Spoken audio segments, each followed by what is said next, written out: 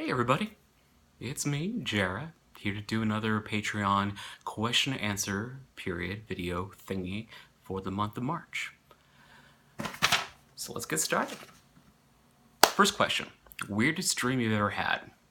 Okay, this is a trigger warning for everybody, this is not a happy one, so if you want to skip 30 minutes or 40 minutes, seconds I mean, do it now. This is around 2007, and I had a dream that I was walking in an alley and I saw these marks on the ground, and I wasn't quite sure what they were. They were mud or whatnot, but then I saw they led to a dumpster, and when I looked in the dumpster, I found this dead woman who had been just beaten and slashed.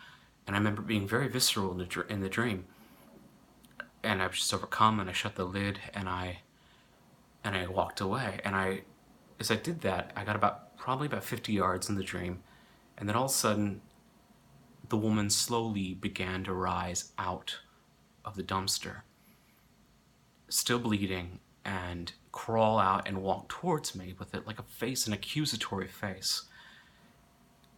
And I remember screaming, both in the dream and in real life. What made it weird for me is it was also the first, probably the only time I've actually had sleep paralysis. So I woke from the dream, but I couldn't move physically for about another 15 to 30 seconds. So I was still just in the fear, in the terror,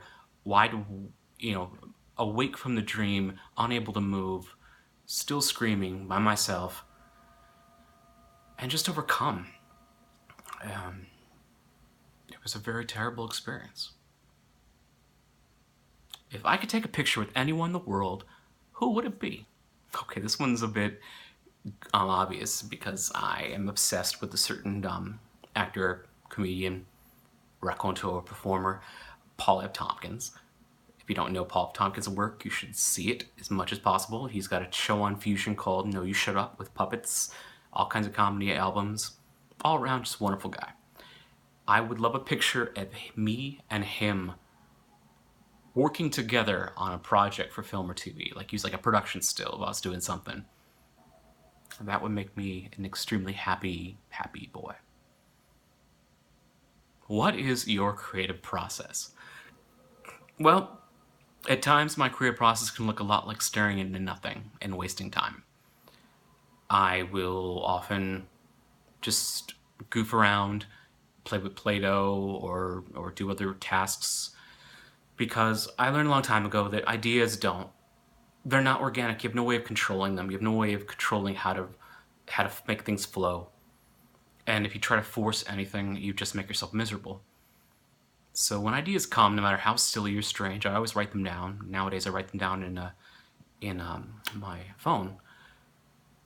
And so whenever I'm stuck, I'll just pull an idea from one of those templates and play with it. But it doesn't always come through. There's many things that I'll have to percolate for a while. I'll write 20 pages of it and things won't click, and I'll let it sit for a year or so. Or, songs, so many songs that I've started a couple of, measures into that just don't feel right. And I know not to push myself on them, but just to give myself, come back to them every so often. And then there's times where things feel so natural and free, like that irritating Wordsworthian idea of poetry should come as free and easy as leaves from the trees, or better not come at all, which I don't always believe in, because sometimes the act of making stuff is bloody hard work. But all in all, it's a lot of waiting around. It's a lot of half starts and doing something and finding 80% of it complete garbage, and then maybe 20% leads you in a better direction. Questions for you for this month. Tell me about a cherished stuffed animal you have, and what's its name? Do you still have one today? And if so, why not? I am currently in possession of one that I got from a certain special somebody. His name is Senor Pugglesworth. Hello, my name is Senor Pugglesworth. He is a very cutie boy. He is very mischievous. And he, along with a couple things in this world, are giving me moments of joy.